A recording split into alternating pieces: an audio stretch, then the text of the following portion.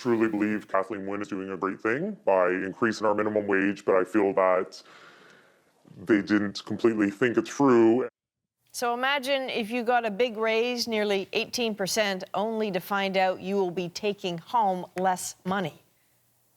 The minimum hourly wage in Ontario just rose to $14. Some bosses responded by cutting hours, paid benefits, and other perks. Today, the Premier herself came out swinging against such moves. But as Jacqueline Hansen tells us, this is a complex issue, and it's tough to say who has won and who has lost. This small-town coffee shop is now a poster child for the unintended consequences of Ontario's minimum wage hike. Employees received this letter from the store's owners, saying that due to the wage increases and the lack of assistance and financial help from our head office and from the government, breaks will no longer be paid, and long-term employees will now be required to pay half the cost of their benefits. I was shocked because I figured maybe we had some perks of being senior staff there, that we would be able to keep our benefits. This Tim Hortons employee agreed to speak to CBC News on condition of anonymity.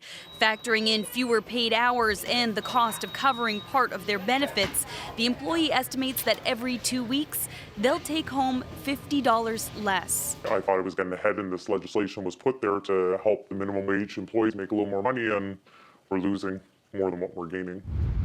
A group representing some franchisees says it hoped to raise menu prices to help offset the higher labor costs.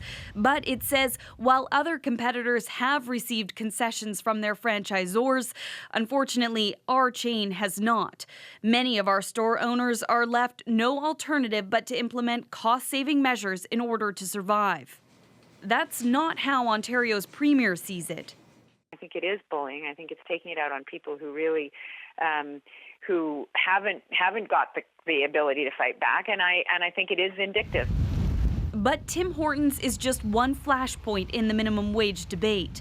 Restaurants in Ontario run on the thinnest margins in the country. We're going to see a reduction in service hours. We're going to see layoffs, unfortunately, and unfortunately we're going to have costs passed on to the consumers.